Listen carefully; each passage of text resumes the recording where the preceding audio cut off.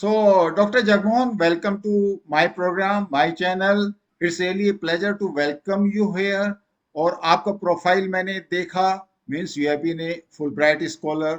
You have traveled abroad, USA, France, Germany, and you have got so many papers on so many diversified topics, especially on Indian Ocean, Indo-Pacific Ocean, Afghanistan, nuclear issues.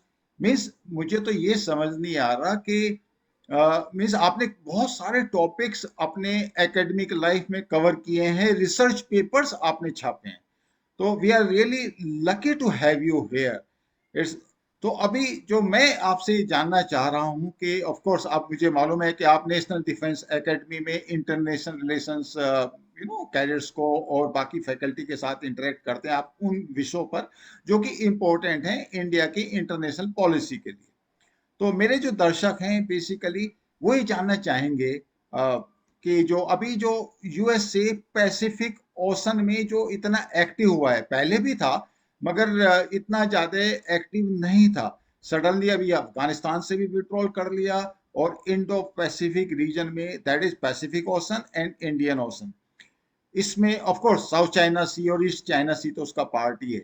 तो यहाँ पे suddenly जो USA इतना active हो रहा है, इतना assertive हो रहा है, तो इसके क्या कारण है, व्हाट आर द रीजंस, और इसके इम्प्लीकेशंस क्या है? Uh, Thank you very much for this beautiful introduction. जी। Um, in my opinion, United States is somewhat, worried about a resurgent China, and I believe US is threatened by its, on a big question called जी। its own leadership issue. Okay. Because if China emerges as a superpower, China make alliances with America's friends and allies in both in Europe and Southeast Asia and elsewhere, जी। then in my opinion, there is a America feels threatened about it, uh, believing that it would create a question mark on its own leadership in the world. Like what happened, I would like to cite an example. Okay. In 1979, when Soviet invasion takes place in Afghanistan, जी। United States interpreted Soviet move in terms of a domino effect.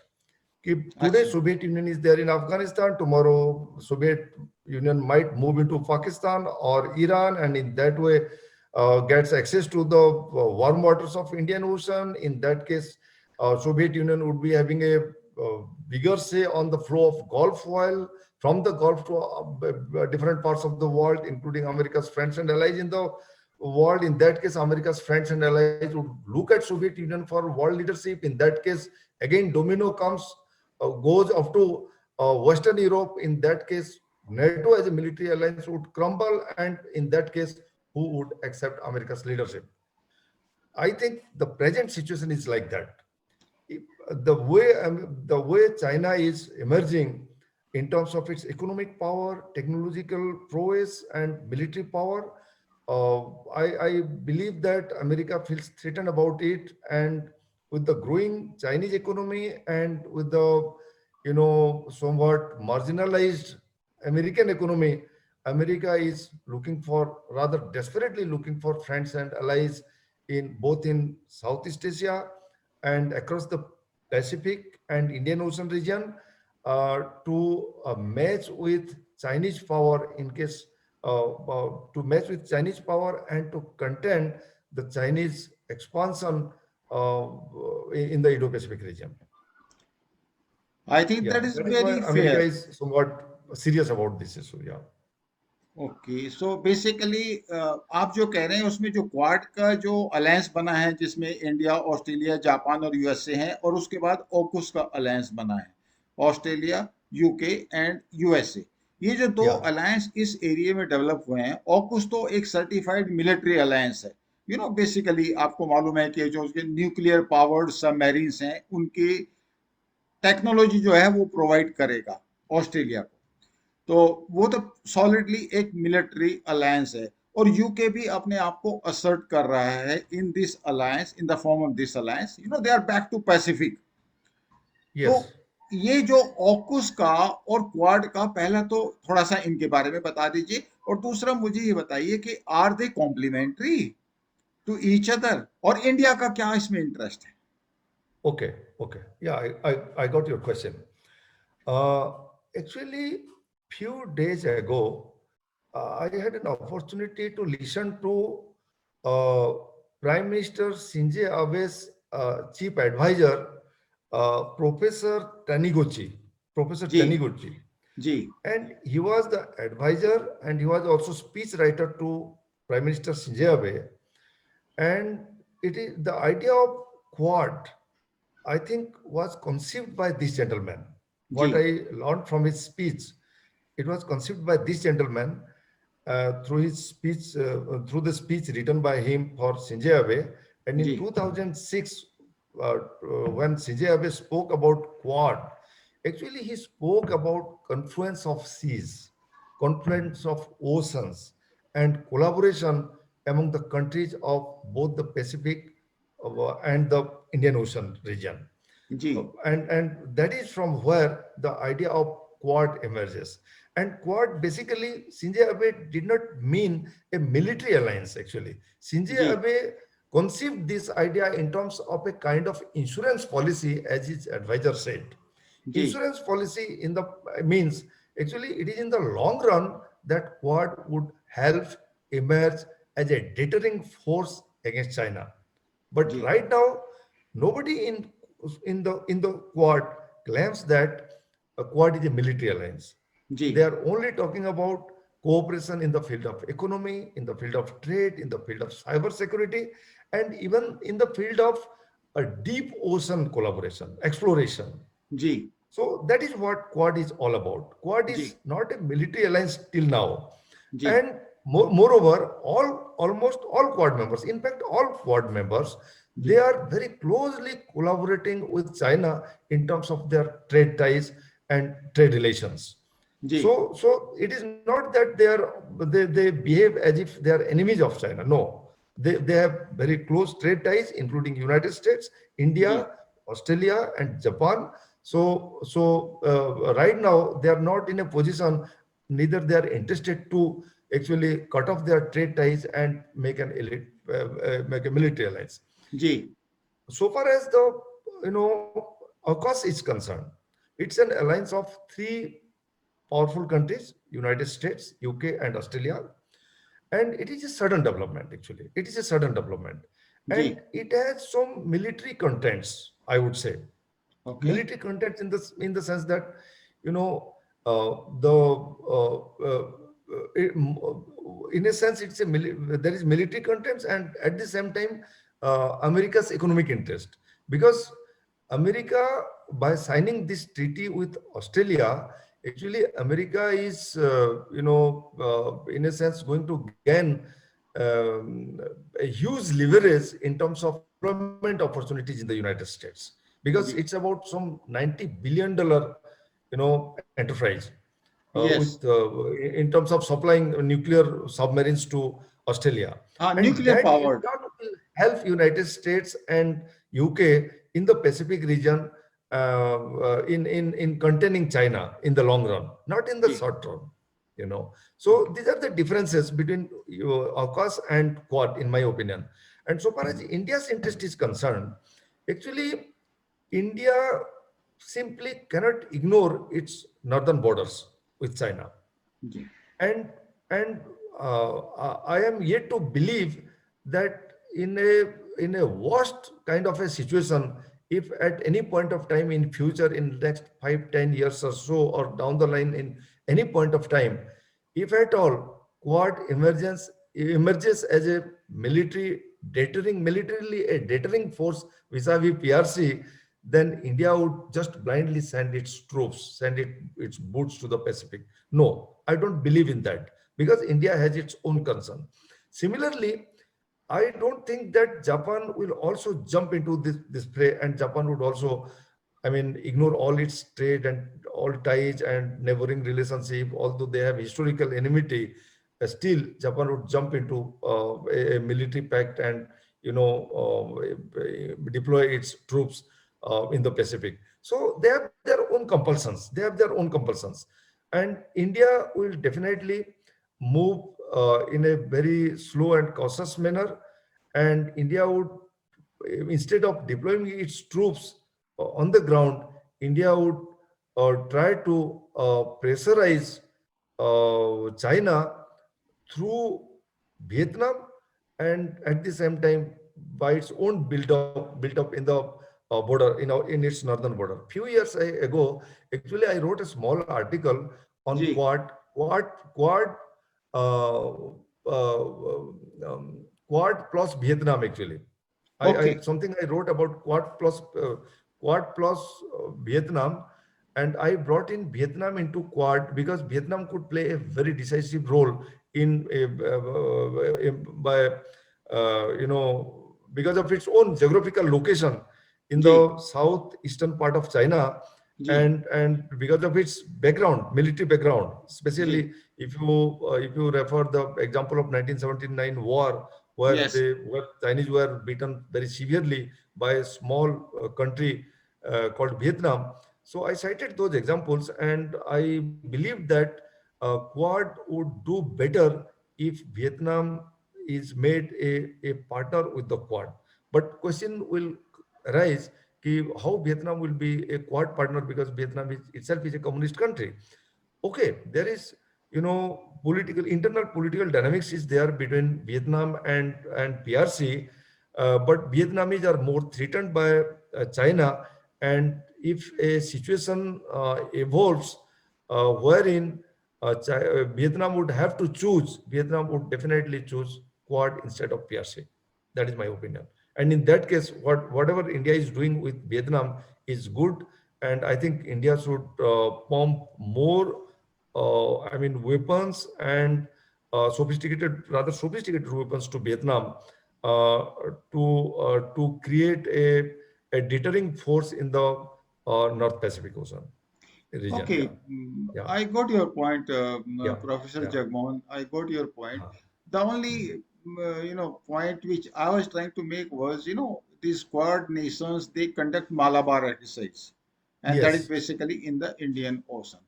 So Uh-huh. maybe for deterrence purpose, or maybe that once they get the mutual compatibility and mutual operability in the future, it can develop as a militarily deterrent alliance, against China. Now they are not Yeah. saying they are against China, though Yes. China knows it is basically, it has been formed. Yes. In fact, China facilitated formation of Quad. Otherwise, Right. India was not jumping into that bandwagon initially. Right. Right. There was a lot of Right. reluctance. Right. But let us leave it to that. What about the nations like Australia, which was having the actually very strong economic relations with China, Hmm. but then relations deteriorated, and now, of course, they are trying to decouple from Chinese economy, and they are trying to couple their economy with India, USA. Economy and military alliance generally they go together, and if they Huh. don't go together, there is always Huh. an issue, and that is what we have seen in case of Australia. Yeah. But more than that, what about Britain? Why it is coming back strongly in Pacific region? Yeah. See, Britain is historically an imperial power, but a teeny island called Great Britain now Ji, stands nowhere in the ji, world in terms of its strategic value and ji, in terms of its strategic significance in the world strategic scenario actually today. ji. So without United States, without Australia, or without an effective alliance with a major power, in the present case it is United States, Britain uh, doesn't see its future role in a sense. Okay, That is one reason. Moreover, Britain, with the emergence of Germany and France in Europe, ji, Britain wants to have its own identity, and Britain wants to have a bigger say in the world forums if it is tied up with United States more closely. NATO is not sufficient in the present situation because with the fall of Soviet Union and disintegration of Soviet empire, NATO's relevance has been reduced to a great extent. जी So that is one reason Britain is interested in this kind of an alliance. So far as Australia is concerned, one thing comes to my mind. जी Actually, one in fact not one thing, one person comes to my mind. That is Elon Musk. And look at Elon Musk's strategy now. Elon Musk is now uh, seems more interested to doing business with India rather than PRC, rather than okay China. So although Chinese market is a bigger market, जी because Elon Musk believe that in the long run, India has a future. In the long run, India has a future. Moreover, a communist regime is always unpredictable. Now, China is doing great. There is no doubt about it. But जी one very big difference between China and other Quad countries and AUKUS countries are that, today Narendra Modi is there in India. Today जी Biden is there in the United States, or Morrison is there in Australia, or Johnson is there in UK. They are likely to change in few years, जी but communist regime will continue for a long time to come. That is what at least the communist people in China believe, and the world international community also believe in that. But as we have witnessed, one objective, the in fact the sole objective of communism was the establishment of an egalitarian social order, a stateless society. But okay instead of establishing an egalitarian social order, the system itself collapsed in 1991 with the Soviet, disintegration of Soviet Empire and fall of Berlin Wall and all, and entire Soviet Union, such a huge empire disintegrated into pieces. So nobody knows about China also, because up to 1987-88, nobody predicted that Soviet Union would fall like this. Yes You know, even today, when, during Soviet era, people used to talk about Soviet software valley called Central Asia, some 54 million Muslim population at that time. And जी now also people in the West, especially in the United States and other countries, strategic analysts talk about Xinjiang province, and they call it China's software valley. Maybe in the long run, if something goes wrong, if there is economic downfall, if it overstretched itself economically or militarily, if its pause doesn't allow for its own overstretchedness, its over expansion, then something might go wrong, and in that case, Chinese economy might go downhill. And in that case, there would be a big question mark on China's emergence as a big power.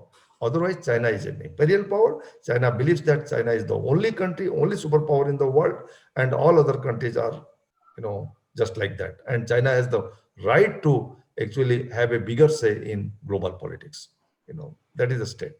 Okay tell me one thing Professor Jagon, is it a civilizational mindset in China that they should be the boss around the world or people Oh, should be oh yes, subjugated to oh them? yes, yes, 100%, 100%. Civilizational mindset is still there. It was around 1000 BC, around 1000 BC, if I'm not wrong, I don't have that much knowledge in history. Okay. Uh, Chinese believed that they, without knowing the existence of other civilization like Nile Valley civilization or Indus Valley civilization or Mesopotamia civilization, they believed that they are the only civilization in the world, Mhm. and they are at the center of the world, and that is the reason China is known as a middle kingdom. And they believe that they are at the center of the world, they are the only civilized people in the world, and those who are living in their periphery are uncivilized and barbarous also. And like the 17th 18th century concept of white man's burden to Christianize and civilize the uncivilized, so-called quote unquote uncivilized people of Asia and Africa. Chinese had that mindset in 1000 BC, and they believed that it is their civilizational duty to civilize the uncivilized and barbarous people who live in their periphery. And that syndrome is still there in Chinese mindset even today. And these things are visible when they fight wars with other countries. Like after 1894-95 defeat of China from Japan, actually, it was a very huge setback in their civilizational ethos and civilizational syndrome. And since then they are really revengeful, and they are in a mindset. The Chinese mindset and Chinese perception is like, a day will come, China will rule the world. That is their perception, and now that they believe that that day has come now. Okay. So, Yeah, vis-a-vis Taiwan, yeah. how do you visualize that they are going to capture Taiwan? And will they really do it? Yeah. No, I don't think that China, although China creates a situation, a very, a kind of dangerous situation in terms of war and, attacks and invasion. But I don't believe that China is going to attack and invade Taiwan outrightly at least not in the near future. China is not going to do that, because if China does that, China attempts to attack Taiwan, then that would create a huge repercussion in global strategic landscape, and that might lead to a huge war. China may not be able to defend. Sustain that. So China looks at a long-term policy. China is like it is not in a hurry to attack Taiwan, in my opinion. In my Okay. opinion, it may take a longer time. It may be looking for an appropriate situation within the political dynamics within the country, within Taiwan, because many in Taiwan also support China, and that situation China is trying to exploit actually. Like when a army invades a country, actually if internal political dynamics is supportive of the invading army, then it becomes easier for the invading army to capture the territory. So that opportune, that time is yet to come for China. And in my opinion, China is looking for such an atmosphere within Taiwan, so that the internal political dynamics is quite conducive to a Chinese invasion of Taiwan. Maybe Okay. it may take 10, 15 years or so. China is not in a hurry, but China is fully interested to do that. Yeah. So right now, the only point which I wanted to add was right now the political party which is in power in Taiwan is basically pro-independence. They don't want to merge with Yes. Yes. China. So Yes. obviously, Chinese are aware, but yet tomorrow the situation may change. You may find, there may be a political party, the present opposition party, which actually favors China, merger with China. That is a Yeah. possibility, say, Yes. after 5 years or 6 years. Yes. So that way, Maybe. what you are saying is a point Yeah. which can be noted. Yeah. But another point, that brings to another point. And you have come out with this interpretation that if Taiwan is attacked militarily, there is a possibility that there can be a full-fledged war. China on Yeah. one side and USA, Japan, Australia, Taiwan on another side. So China will Yes. not take that risk.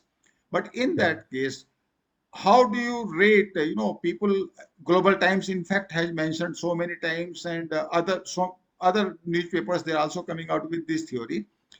Is the USA a reliable ally? Can it be depended to take, bull by the horn? Because in case of China, whether the American public will be able to support any military action against China vis-a-vis Taiwan, or say tomorrow vis-a-vis Japan, or any other nation for that matter. Do you think Yeah. America will do that? Yeah. Yeah. Okay. Okay. I believe that when, as I said in the beginning, when there is a question mark on America's leadership in the world, America will act. There Okay. is no choice for the United States, because the historical precedents are like this. When Pearl Harbor happened, America jumped into the war. Yes. In 1979, when Soviet Union invaded Afghanistan, it was President Jimmy Carter who, demarcated a border in Southwest Asian region. Okay, from Afghanistan, if you cross 1 inch towards Persian Gulf region, then you will face United States of America. Because as I said, in terms of domino effect, that that led to a big question mark on America's leadership in the world. If that kind of a situation comes in the Indo-Pacific region, if America feels threatened, that ultimately uh, it is a question on America's leadership in the world, then America will definitely support.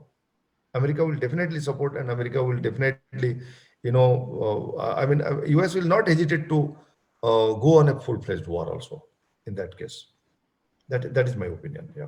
Okay. And Yeah. my perception in that case is, in case Taiwan is attacked militarily and China captures South China Sea, East China Sea, and the complete dominance of that sea lane all around, America's leadership will be a big question mark. And in that case, Hmm. America will certainly react. That is what exactly you are saying. And Yes, the same yes, way, domino effect means today it is Taiwan, tomorrow it can be Japan, day after exactly, tomorrow it can be exactly. Australia as well. Yes, yes, So probably there is not much option other than to counter China, and that is what uh, exactly I think this Biden is looking for, and that is why you see lot of alliance. yeah. So okay, I got your point. Overall, how do you see the relationship between China and USA emerging in next 5 years? Yeah, okay. This is, I think, the most important question here because they are tied up with more than 600 billion, $700 billion trade relationship, even right now. Okay. American market is flooded with Chinese goods, and it is very difficult for the Americans to ignore this trade ties. And American presidents face very tough situation when they talk about when they give any anti-China remarks. But when it comes to a question of leadership in the world, when it comes to a question of American supremacy in the world, when it comes to a question of either China or United States, in that case, America would have to choose its strategic stakes rather than economic stakes. And in that case, uh, strategic goal is always considered more important by the Americans. And in the past also, they have ignored their economic interest when there is a question of strategic interest. And that is one of the reasons why in the beginning in 1950s, early 1950s, a, a very the world's largest democracy, India, was ignored by the United States, and they prepared to make alliance with Pakistan. And in 1953, 54, 55, they signed three military pacts with Pakistan, ignoring a democratic country, rather largest democratic country in the world called India. Despite the fact that they provided huge amount of economic aid throughout Cold War years also under PL for, what is that 480 PL and 47 480. yeah, and that relationship continued. And despite the fact that we lived as estranged democracies, India and United States, one significant area I would like to cite: hundreds of thousands of Indian students and Indian people, Indian students basically, they preferred United States as their higher studies destination, you know, and they did not choose Soviet Union or other countries who were friendly countries to India. So despite our relationship with the United States as estranged democracies, because we in the United States, we Indian, we feel at home in the United States because of our culture, because of our similarities in terms of democratic credential, in terms of our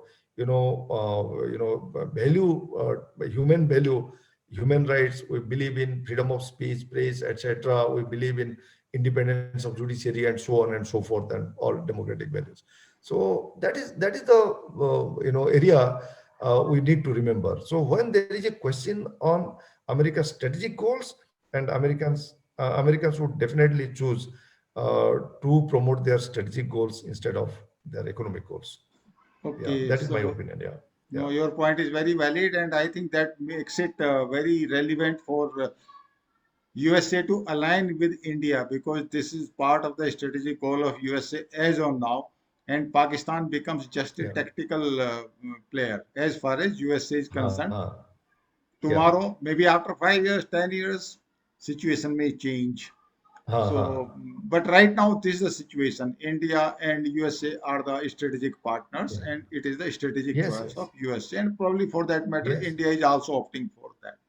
Yes, So, yes. I got your point. Okay, now last question: where does Russia play in the entire game? Okay, yeah. That's a very important question and very relevant question also. Ji. See, uh, Russia has lost its status as a superpower. You know, Russia is having that military prowess. Russia is having that ICBM and IRBMs, etc. Russia can has that ability to devastate this world several times militarily, but economically, Russia stands nowhere. And Russia is now dependent on China for its own sustenance. Okay, But at the same time, it is very difficult to accept that in a war situation, if China is involved in a war in the Indo-Pacific, Russia would blindly support China. It may not happen like that. It may not happen like that, because Russians are also more cautious about their economic interest with India and other countries, and they would not like to put all their eggs in one basket called China. So in a emergency situation, in a war-like situation or a war situation, Russia may sideline China, and Russia may take an independent decision. That is what uh, I believe in. no, no, you are Russia. absolutely right. In fact, I saw a cartoon day for yesterday in which Huh. Chinese president was standing with Imran Khan on one side Acha. and North Korea president on the other side. So Okay. only these two nations.